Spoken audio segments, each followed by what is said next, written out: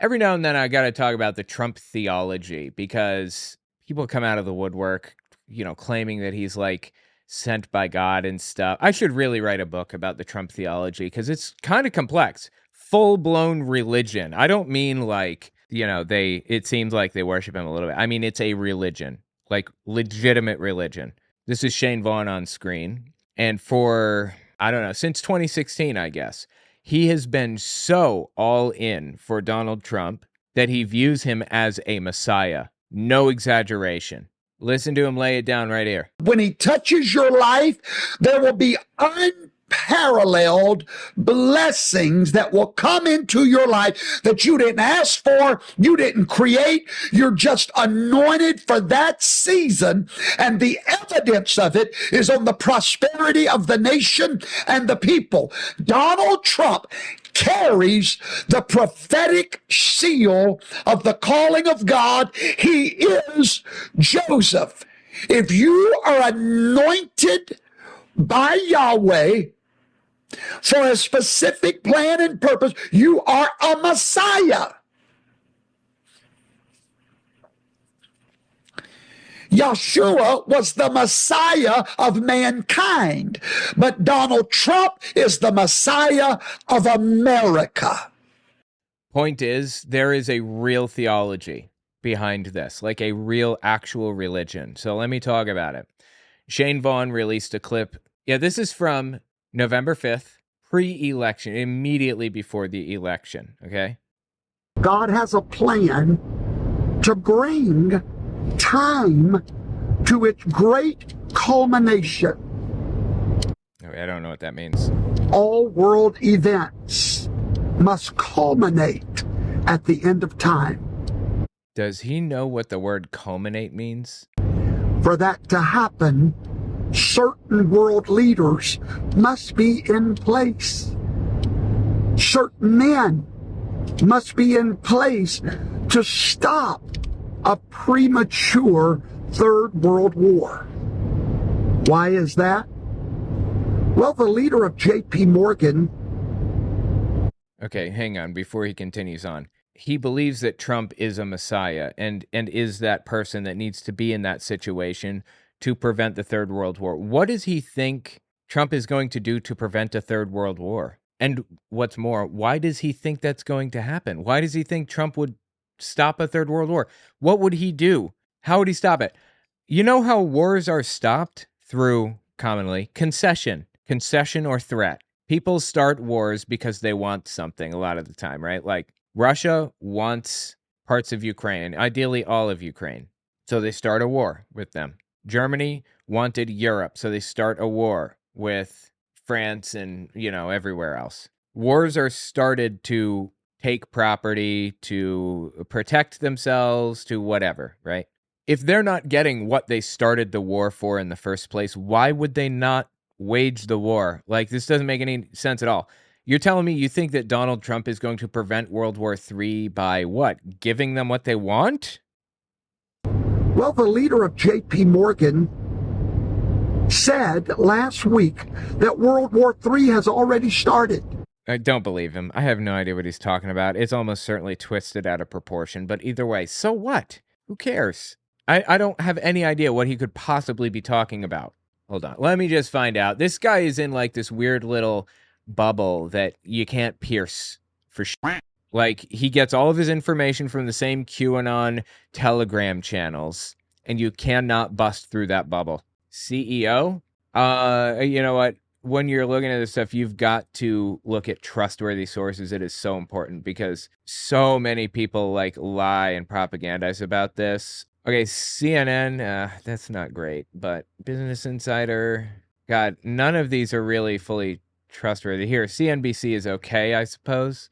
Jamie Dimon, the CEO of Chase, I believe, says geopolitical risks are surging. Conditions are treacherous and getting worse. Jamie Dimon sees risk climbing around the world and amid widening conflicts in the Middle East and with Russia's invasion of Ukraine showing no signs of abating. This apparently was from October the 11th. We have been closely monitoring the geopolitical situation for some time, and recent events show that conditions are treacherous and getting worse, Dimon said Friday in the bank's third quarter earnings release. There's significant human suffering, and the outcome of these situations could have far-reaching effects on both short-term economic outcomes and, more importantly, on the course of history. Okay, I agree. This is not saying World War III has started, though, right? Not yet. The international order in place since the end of World War II is unraveling in light of conflicts in the Middle East and Ukraine, rising U.S.-China tensions, and the risk of nuclear blackmail from Iran, North Korea, and Russia, Dimon said last month during a fireside chat held at Georgetown University. I don't think that's true. I don't think that the international order put in place at the end of World War II is unraveling. He's talking about the United Nations, presumably. I mean, the UN is in place, has been there, and NATO is still strong, although, yeah, I suppose I can see him concerned that Trump is going to pull us from NATO, but there's no reason to believe that Trump is going to take the election when he's made these statements. It's ratcheting up, folks, and it takes really strong American leadership and Western world leaders to do something about that, Dimon said at Georgetown. It's my number one concern, and it dwarfs any I've had since I've been working. The ongoing conflict between Israel and Hamas recently hit the one-year mark since Hamas' attack on October 7th, sparked war, and there have been few signs of slowing down. Tens of thousands of people have been killed as the conflict has broadened into fighting on multiple fronts, including with Hezbollah and Iran. At least 22 people were killed and more than 100 injured. Yeah, so what is he talking about? I'm not seeing anything about World War III starting. Like, did Shane Vaughn just make this shit up? Dimon also said Friday that he remained wary about the future economy, despite signs the Federal Reserve has engineered a soft landing. While inflation is slowing and the U.S. economy remains resilient, several critical issues remain, including large fiscal deficits, infrastructure needs. This is all just normal stuff that people talk about in, like, banking, earnings report stuff, right? Where did he say World War III has already started? Did he say that and I'm not finding it? This is October 11th, 2024 is when this is published. Like, I feel like I need to find this. Hold on. Newsweek? Okay, there's a Newsweek article on this, October 29th. They're talking about doing it now, Dimon said at the event. They're not talking about waiting 20 years, so the risk is extraordinary if you read history. He previously called Russia, North Korea, and Iran an evil axis that, alongside China, will hurt institutions like NATO. World War III has already begun. Here you go. You already have battles on the ground being coordinated in multiple countries, Dimon said. Okay, wow, I guess he did say that. Dimon went on to say the U.S. needs to avoid being naive and allowing larger global events to play out without any intervention. So I'm taking this as him saying we need to intervene to prevent Russia from taking Ukraine? ? We need to intervene to prevent the Israel-Palestine conflict from taking place? I'm not sure what the point is here. This is not a world war. You know what caused World War I? I had no idea what started it for the longest time. What caused World War II? Nazis trying to take over the world. Pretty straightforward, clear-cut answer. We get it. What was World War I being fought over exactly? It was started because there was a lot of persecution of Serbs in Austria.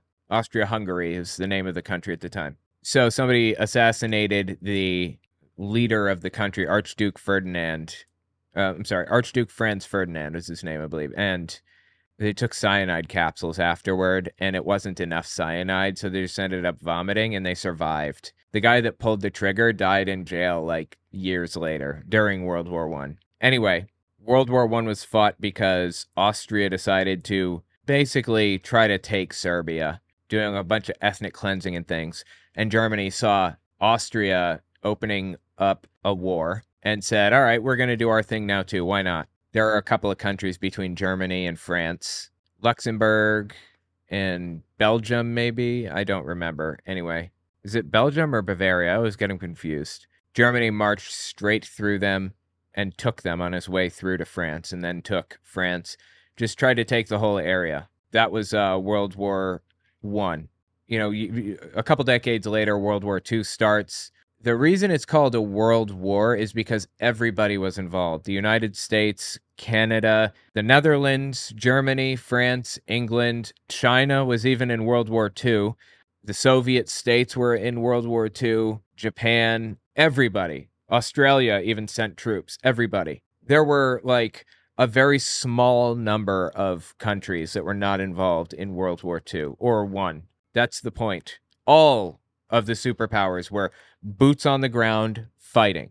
So Shane Vaughn believes that we're going to see boots on the ground fighting in a World War III. Jamie Dimon believes that? What?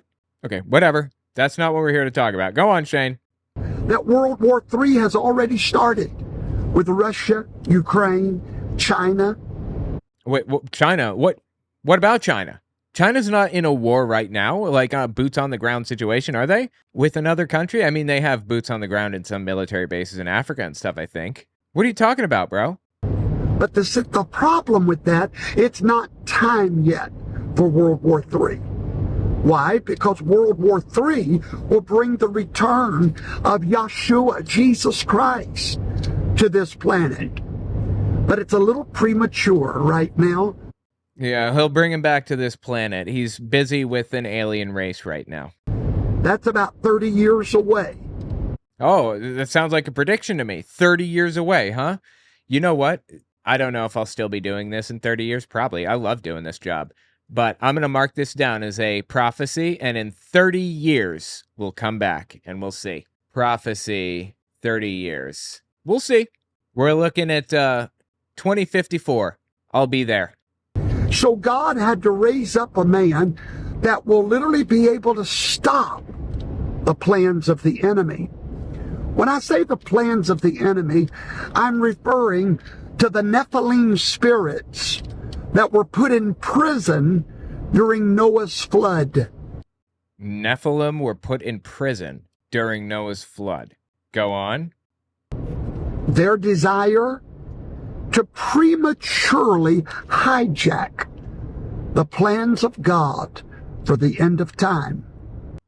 So, Shane Vaughn believes that World War III has started, and we need Donald Trump to come in and stop it, because that's God's plan.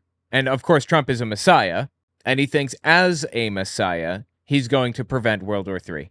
Get a grip on reality, Shane. Really. Let's talk about the Trump theology for a moment. Here's how the theology works. You guys may remember a book that came out forever ago. Donald J. Trump, the Son of Man, the Christ, is written by Helgard Muller. He's a South African guy, and he believes that Donald Trump is the Son of Man, okay? The Son of Man is this old biblical figure that was supposed to be sent. It's basically, he's the Messiah. All right, the Son of Man is a role in the Bible. A person is going to act as a kind of cosmic judge. He's going to come along, spark Armageddon, and decide who's been good and who's been bad, like Santa Claus or something. Now, Christians attribute that role to Jesus. However, Jesus did not fulfill that role. He didn't do that. They expected him to, but then he died. And everyone was like, wait, that doesn't make any sense. He can't be the Son of Man if he's dead. And everyone was like freaked out, like he didn't do the Messiah stuff. So Paul, in an effort to quell fears of his congregation, basically said, he'll be back. Don't sweat it. He'll be back. And the ones that have died in the interim, because they thought he's going to be back in their lifetimes, the ones that have died before he comes back will come up out of their graves and they'll meet him halfway on his way back from heaven. That's the basis of the rapture verses in Thessalonians, first or second, I think first Thessalonians. Anyway, that's what happened. Jesus is supposed to return to fulfill his role as the Son of Man. He has not done the Son of Man stuff yet. So in the Trump theology, they believe that Donald Trump is going to fulfill the role of Son of Man. Jesus fulfilled the role as Son of God, dying for your sins or whatever. Trump is going to be the Son of Man, the cosmic judge, the second coming of Jesus, not in personality, not in like a divine nature or whatever, just in the role that he's going to fulfill in prophecy. That's the belief. And Shane Vaughn is like, you can see this theology in almost everything he produces. Oh my God, the cats. Listen to this. This clip is from, oh God, this is an old one. This one is from early May 2021. We need 100,000 patriots to become reporters for Donald Trump. Get hit. Yeah, this is immediately after he was banned from Facebook, I think. Words out there, since they wanted to be so smart that they wound up being stupid, because they made the same mistake that Satan made when he killed Jesus Christ. Satan didn't kill Jesus, did he? I thought the Jews killed Jesus. In his mind, anyway. Actually, the Romans killed Jesus, not the Jews. In fact, the Jews had almost no control over that whole thing. But I thought that they thought that, right? No, apparently it was Satan in his mind. Okay, go on. By killing that one man and killing his voice, he created a world full of little Christians that echo the message of Christ. See? Stupid on the devil's part. The Bible says, had Satan known what was going to happen, he would never have crucified Jesus Christ. But Satan didn't crucify Jesus. Where does the Bible say this? What are you talking about? Christ. Because what he did was he started a harvest of Christians that echo the message. He only had one man to deal with. Now he's got a whole population full of us. Okay, now think about what he's saying here for a second. He's making a pretty obvious comparison to Jesus, between Jesus and Trump, right? He's saying Satan killed Jesus, and now he's trying to kill Donald Trump. So we need to create a host of little Christians, or Trumpins, if you will, I guess in his mind, Trumpins, to fill the role that old school Christians fulfilled when Jesus died. This is a clear example of this guy effectively calling Trump Jesus, right? At least saying that he's fulfilling the same role, the Son of Man. Pretty close. We'll get there. He actually says it in a little bit. Wasn't Jesus dying a necessity? No, it was not. That was rewritten after the fact to try to explain why he died in the first place. The idea of sin is not an original concept that belongs in Christianity. That didn't come along until afterward, when they were trying to figure out why Jesus died and how they could build a theology off of it, basically. So there was no sin to forgive because sin didn't exist. Jesus didn't need to die for your sins. That's not how Jesus viewed it at all. And I look to Jesus for my internal definition of Christianity, personally. They're doing with Trump. Let them crucify him. But we're now the echo, and we're going to put it on every page, every Twitter account, everything we got. Now, because the oversight board didn't rule that we couldn't share Trump content. It's allowed on Facebook, for now anyway. So take advantage of it while we can. I'm ordaining all of you right now. Ordaining? Now, as evangelist of the Trump revival. That is a pretty on-point comparison between Trump and Jesus. That's not even close to the only one we've got. Listen to this one. This one is from 2021, early November. Every signer of our Declaration of Independence, every one of them were descendants of the tribes of Israel. That's a lie. However, it's a necessary component to this Trump theology. They must be. And I'll explain why in a second. You know what? Y'all might as well be seated, because it looks like I'm going to preach these verses instead of read them. I don't know what that means. Okay, great. I see he's a pocket square man, except it's not really a pocket square. It's just kind of a pocket. Bleh. What is this? What's happening in his pocket here?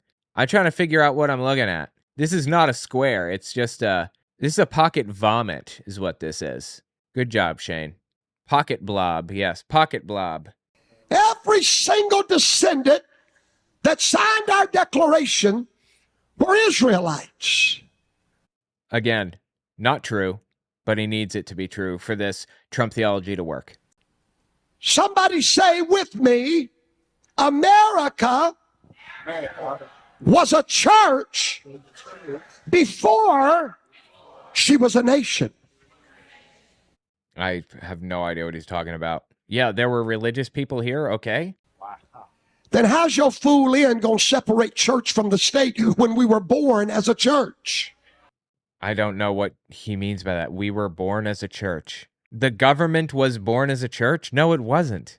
Anyway, to address this stuff about them being descended from the tribes of Israel, he needs this to be true because he has to find a line from Israelites to Donald Trump. The Son of Man must be an Israelite in Shane's mind, in the Trump theology mind. He must be Jewish. I'll get more into like the depths of it in just a second. Just check out this next one here. And he wrote down, we are going, he wrote a course to New Israel, New Israel, New Israel. And when they came off the ship, they didn't plant an American flag. They planted the Christian flag on the soil. They dedicated, George Washington knelt and prayed, dedicated America where the Twin Towers stand or stood. This is all a lie, of course. That's where America came into covenant with Yahweh, with God, was where the Twin Towers stand. Wow. That's something. So stupid. So not only in his mind were the founding fathers Jewish, but America is the new Israel. And if you remember from the very beginning of this clip, he said this. You are anointed by Yahweh for a specific plan and purpose. You are a Messiah. Yeshua was the Messiah of mankind, but Donald Trump is the Messiah of America. So Jesus was one Messiah. Trump is another Messiah. Jesus was the Son of God. Trump is the Son of Man. That's the theology. It's just a little bit of a history, biblical history. Back in the year 1000 BCE, David controlled the region, King David. Some of this is real, some of it is just biblical narrative, and we have like no proof for it, so take it all with a grain of salt. King David controls the Levant, and he did so by marrying a bunch of concubines, marrying a bunch of daughters of neighboring nations. Basically, he had like 30 wives or something like that. How's that for one man, one woman monogamy? How's that? Anyway, David dies. His son takes over, Solomon, I'm sorry. His son Solomon takes over. David hands Solomon the reins of the entire region. It's all controlled under Israel by Solomon. And nearly instantly, it shatters. It all falls apart. Because Solomon, wise King Solomon, like a dipshit, decided to force his hand and try to impose his will on, like, neighboring districts. And they broke off from Israel and said, we're not doing this. We're going to control our own region now. That's not very wise. There was nothing wise about Solomon. I don't know why everyone keeps saying he's wise. What, for threatening to cut a baby in half? Are we talking about baby cutting Solomon? You think he's wise? Anyway, that's a whole different thing. So the whole region shatters to pieces. Leading up to that, under David, any cargo that wanted to move from Africa to Europe or Asia had to go through there, the Levant. That's a strip of land that links the continents. And David basically, Israel got a cut of anything coming through. So when it passes to Solomon, Solomon builds a temple, Solomon's temple, that stands for 400 years. In the year 600 BCE, the region is controlled by, oh God, I don't remember the king's name now. There was a king that controlled the region, right? And Nebuchadnezzar, a Babylonian king, comes in and he says, I control this region now. You're going to pay me tribute. And if you pay me tribute, I will allow you to stay in control of this region. Let me just pull up a map here. Babylon was in modern-day Iraq, I believe. Okay, this is the Babylonian Empire. This, if you're looking at it, this is called the Fertile Crescent, this kind of teal-looking area here. And it wraps around from Babylon up through Israel and down into modern-day Saudi Arabia kind of area. Anyway, Babylon comes in and they take control of this region right here, which is where Israel was. Jerusalem, Samaria, and that whole area. He says, pay me tribute. They paid tribute for 4 years, Israel did. And finally they said, we're not doing it anymore. So what happened next? Nebuchadnezzar from Babylon invades Israel, takes it over, takes the king and a bunch of other people and puts them into slavery in Babylon. And, things are kind of bebopping along. I believe Zechariah becomes king between when he took Israel the first time and this moment now. It's like we're in 590 BCE, basically. Nebuchadnezzar returns in 586 BCE, destroys Solomon's temple, and takes a whole bunch of Jews into captivity. And the Israelites that are still there kind of form communes. But in the Bible narrative, all of that was real. In the Bible narrative, all of the Jews were taken into slavery, into captivity in Babylon. I'm trying to think about where this goes next. There was Israel and there was Judea. Israel's to the north, it controls like Samaria. Judea to the south controls Jerusalem, and they're kind of sister cities. They're both filled with Jews, basically. Anyway, in Shane Vaughn's mind, in this Trump ideology, after those events take place, the Jews that were left in Israel go up through the Fertile Crescent, past it, and up over the Caucasus Mountains and sail to the British Isles, basically, and become the Anglo-Saxons. So from the Anglo-Saxons, they, create Britain or whatever. They live there, and then they sail over to America and create America. That's how he arrives at Jews founded America, basically. Planted an American flag. They planted the Christian flag on the soil. They dedicated. George Washington knelt and prayed, dedicated America where the Twin Towers stand or stood. That's where America came into covenant with Yahweh, with God, was where the Twin Towers stand. That's a lie. That's all a lie. But you hear what he's saying here, right? They're coming into covenant with God. This is a new covenant formed between Israelites and God. The old covenant is like nullified with the Mosaic Law and all that. And the Israelites, George Washington, forms a new covenant with God. So America is new Israel in his mind. The Jews that are in Israel now, in his head, are imposters. They don't belong there. The real Jews are George Washington's descendants, Thomas Jefferson, and all of that stuff. And Donald Trump, as an Anglo-Saxon, falls into that category. Wow. That's something. That is where George Washington prayed, right? There's a chapel right outside the Twin Towers where George Washington, that picture of him praying by the horse, that's where it happened. Yeah, that, oh my God. So, does he think that, like, this is a picture, an actual picture? Did he say this picture is from in front of the Twin Towers or where the Twin Towers would be or whatever? I hate to tell him, does he realize that there wasn't, like, flash photography at the time, like color photos back then? This is a painting from the 1970s, actually, and supposedly it depicts a real situation, but I don't even know if that's true. I'm not sure. 1777, 78. Anyway, he thinks that George Washington came into covenant with God at the Twin Towers, the site of the Twin Towers. That's nuts. That's where he dedicated our nation in covenant to God. If you will make us a great nation, deliver us from tyranny, then we will serve you. And he gave the nation to God at that point. Every signer of the Declaration of Independence were descendants of the tribes of Israel. We can trace it. We know it. No, it's not true, obviously. And but it's part of the Trump theology. He needs it.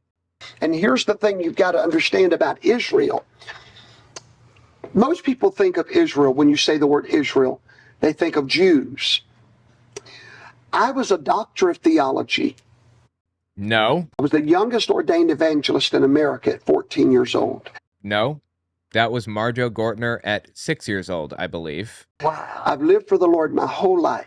No, he was a life insurance salesman who defrauded a bunch of people by stealing their social security numbers and taking out life insurance policies in their names, and went to jail for it for like 4 years. But okay, go on. Wow. I've lived for the Lord my whole life, and I was dumb as a box of rocks and didn't know it. That one I can believe. At 40 years old, because I thought that a Jew meant Israel and an Israel meant Jew. Until I started studying my Bible, and I found out that the first mention of the word Jew in the Bible is them fighting against Israel. Wow. Dude, I love the people in the background, like totally not even giving a shit, right? Wow. Wow. When you come to understand that Israel is not Jews and Jews is not Israel.